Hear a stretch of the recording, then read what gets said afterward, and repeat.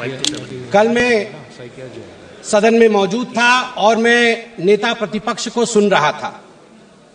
नेता प्रतिपक्ष ने कहा कि अगर हम इंडी अलायंस की सरकार बनाते तो हमारा भाषण किस प्रकार का होता, उस भाषण के विषय में आज मैं संबोधन करूंगा।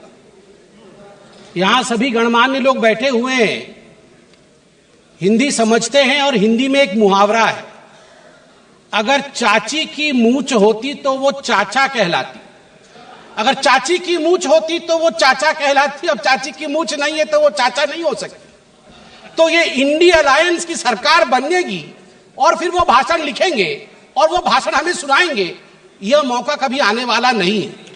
और वैसे सभापति महोदय, ये कोई बोल रहा है चाची 420, वैसे ये शब्द प्रयोग करना शायद प्रतिबंधित होगा, मगर सबसे महत्वपूर्ण विषय है कि ये इंडी अलायंस क्या है।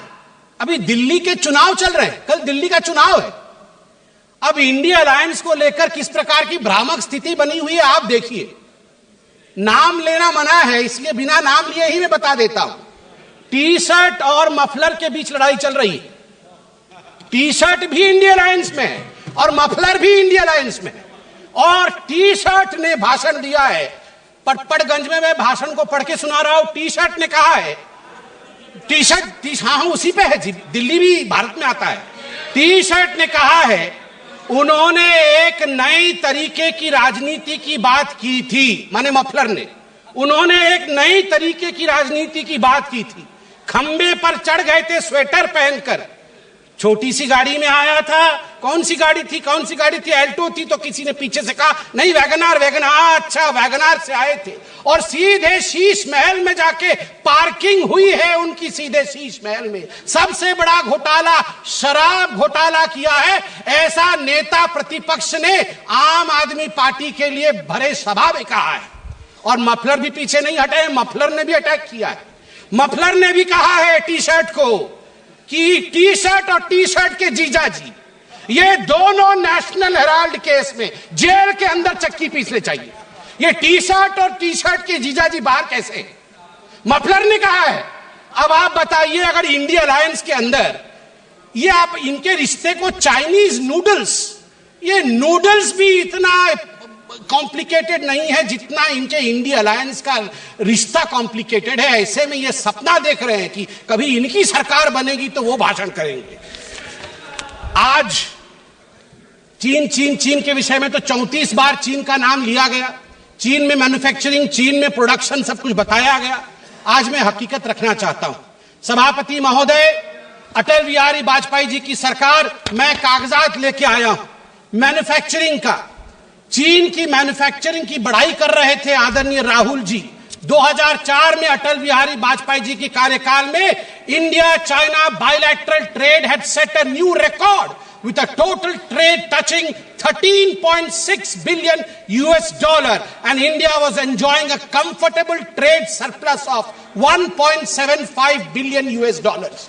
इंडिया का ट्रेड सरप्लस था, हम एक्सपोर्ट ज्यादा कर रहे थे, इंपोर्ट कम कर रहे थे, 1.7 बिलियन डॉलर अधिक कमा रहे थे।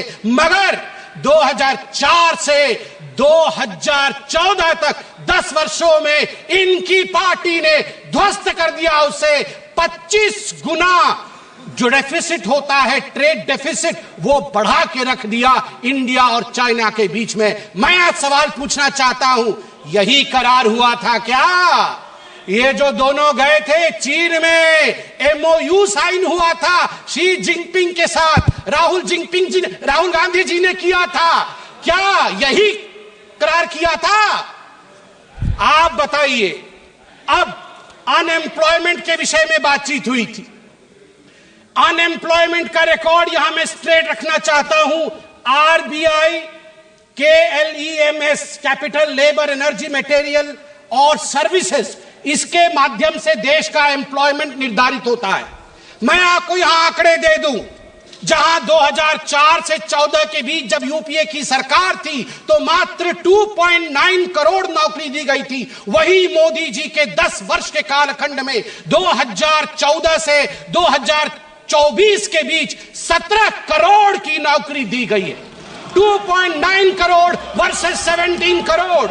यूपीए की कार्यकाल में एम्प्लॉयमेंट का ग्रोथ रेट मात्र 6% था और वही मोदी जी के कार्यकाल में 10 वर्षों से एम्प्लॉयमेंट का रेट 6% से बढ़ के 36%, 36% हुआ है।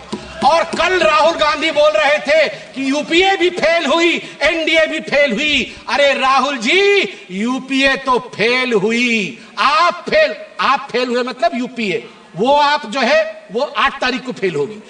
आप तो फेल हुए ही हुए हैं, मगर हम डिस्टिंक्शन के साथ पास हुए हैं, डिस्टिंक्शन के साथ।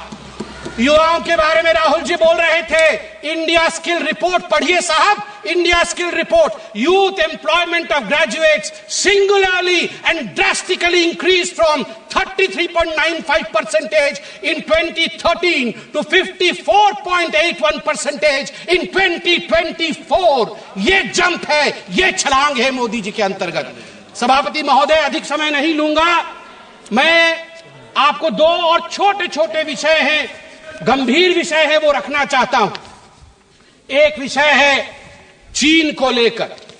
चीन को लेकर कहा गया कि आर्मी और प्रधानमंत्री के बीच कहीं ना कहीं संबंध खराब है।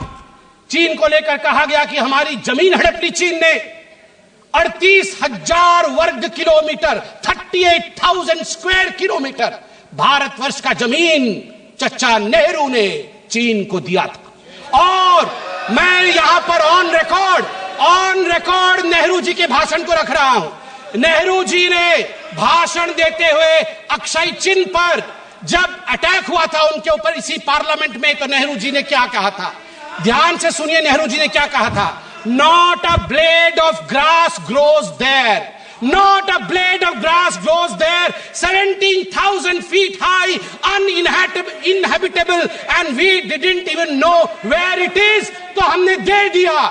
तो आप जानते हैं सभापति महोदय, महावीर त्यागी जो खुद कांग्रेस के ही मंत्री थे, नेहरू जी के कैबिनेट के, वो खड़े हुए और महावीर त्यागी जी के बाल नहीं थे, उन्होंने अपना सर दिखाया और कहा, Nehru ji, this head, bald head, does not grow any hair. Should I give the head to someone else? Should I give the head to someone else? तो नेहरू जी भी शर्मिंदा हो गए थे, नेहरू जी भी शर्मिंदा हो गए थे। সংসদে সম্বিত পাত্র বলেন, কালকে আমি নেতা প্রতিপক্ষের ভাষণ শুনছিলাম। উনি বলেন, যদি আমরা এনডি গঠবন্ধনের সরকার বানাতাম তাহলে আমাদের ভাষণ কীরকম হতো, সেই ভাষণের বিষয়ে আজকে আমি সম্বোধন করব। সম্বিত পাত্র বলেন, এখানে সবাই গণমান্য লোক বসে আছে, সবাই হিন্দি বোঝে, আর হিন্দিতে একটি কথা আছে, যদি চাচির দাড়ি হতো তাহলে তাকে চাচা বলা হতো। তো এই ইন্ডি গঠবন্ধনের সরকার বানাবে আর ভাষণ লিখবে আর সেই ভাষণ আমাদের শোনাবে, এই সুযোগ কখনো আসবে না।